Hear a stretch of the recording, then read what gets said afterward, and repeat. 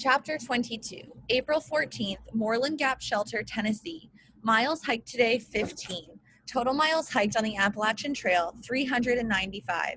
Weather, hotter than blazes. Hot, hot, hot. We climbed the steps to the shelter and took our packs off inside. Mom threw herself onto one of the bunks. I bent to take off my shoes. Sweat, sweat, nothing but sweat. Even in the shade of the woods, even high on the mountaintops, the sun was hot and the air thick and muggy. We had some warm days, but this was by far the hottest yet, and I'd been a full-body sweat since 9 a.m. You wouldn't even think of the places you can sweat. In your ears, for one. Not just trickling through your hair, but right down inside of your ears, on the tops of your knees, and right down the middle of your backside, if you know what I mean. All day. I peeled my socks off. My feet felt pickled. Mom heaved herself up. I'm going to go soak my head, she said. Oof, me too, said Vivi. I'll be right along, I said. I'm going to change my shirt. I wanted to check out the register while they weren't around. I didn't know if Mom had ever realized there were messages for me. I wasn't going to tell her. Beagle was mine. Even with our quick trip home, we were gaining on him. Now we were only 2 days behind. I wonder if he knew how glad I was to read his messages. It was like he was walking with me. Every register, he was there. I flipped back a page or two. Sure enough, it's the same thing day after day. I can't wait until Damascus. Good night, Katadin, wherever you are. I flipped to the end. It's the same trail, but always different. I love it. Katadin. What's in Damascus? I asked Mom when she came back. Damascus, she repeated, looking puzzled. People are writing about it in the register, I said. They make it sound like something special. Oh, must be Trail Days. It's a big weekend festival. Damascus is a town in Virginia. We'll be there in a few days. I know that, I cut in. But Trail Days isn't until the end of May, I think. I'm surprised they're talking about it in the registers already. A lot of thru hikers go even if they have to hitch a ride to get there. We'll be off the trail by then. I hadn't been angry in days. Really, I hadn't. But something about the way she said it so casually, we'll be off the trail by then, made me seethe. Can we go? I asked. Mom said, I really don't see the point. You going, Vivi?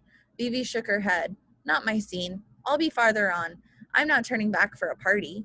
I scowled. You never let me do anything I want, I said. Mom sounded stern. Such as hike right now?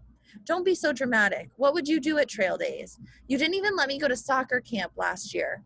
Sometimes it seemed like all it would take was one little aggravation, and all the hurts from years ago would ooze right up and come out of my mouth. I sounded bratty, even to myself, but I couldn't help it.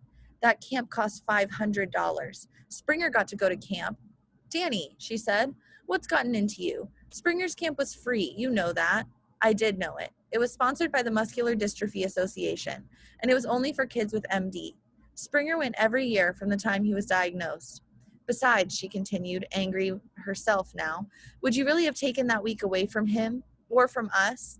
It seemed like the only time I really realized how much work it was taking care of Springer, after he was stuck in a wheelchair, was when he was at camp and Mom and Dad didn't have to do it anymore. Bathing him, helping him use the toilet, and getting him dressed and undressed, into his wheelchair and out of it. Dad did most of the personal stuff, after Springer got old enough to be embarrassed about Mom seeing him naked. Every morning and night, it took Dad nearly an hour. Even little things, like going to the grocery store, were easier without Springer.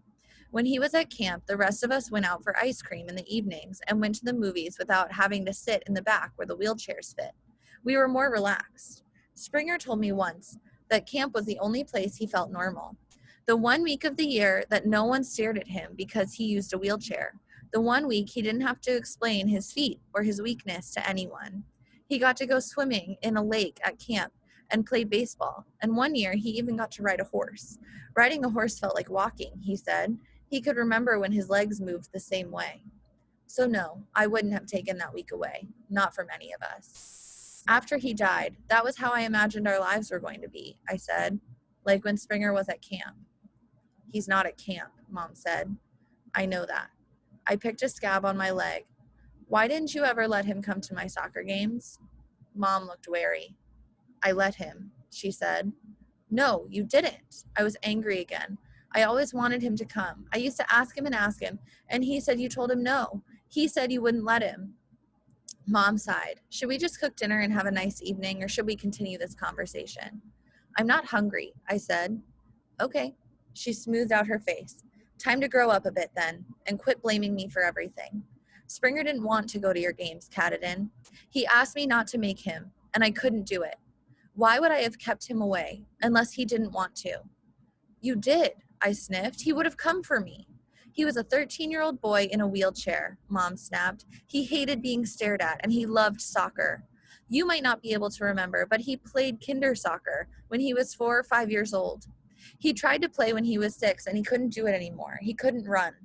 When he was 8, he was in a wheelchair. I remembered that. It broke his heart, Mom said, and it broke mine. He couldn't stand to watch you play, but I let you play anyway. I never told you not to play. I never even suggested that you shouldn't. You can't make him into a saint just because he's dead, she continued. He was a good kid and a tough kid, and he loved you. And he never would have come to your soccer games. He cussed too much, and he didn't always listen, and he was never any good at math. He talked back. He was not perfect. Stop it, I said. I don't want to talk. I want to eat dinner. You're the one who wants everything out in the open, Mom said. She looked plenty angry herself, now that she'd worked up steam. Don't go blaming me for everything, and quit pretending like your brother's watching out for you. Quit mooning over this beagle. I'm not mooning. I'm not pretending. I threw one of my hiking boots against the wall, and it fell to the floor in a cloud of dust. I threw another one after it, and then I stomped off into the woods and sat by myself for a while. When I got back, Mom was still sitting in the shelter where I'd left her, and she hadn't started dinner. Vivi hadn't started cooking either. She was sitting near Mom, equally silent and still. I cooked, enough for all of us. Later, in the middle of the night, I remember something. I got out of my tent and poked my head into hers. I don't blame you for everything, I said aloud into the quiet darkness. I don't blame you for Springer. She didn't reply.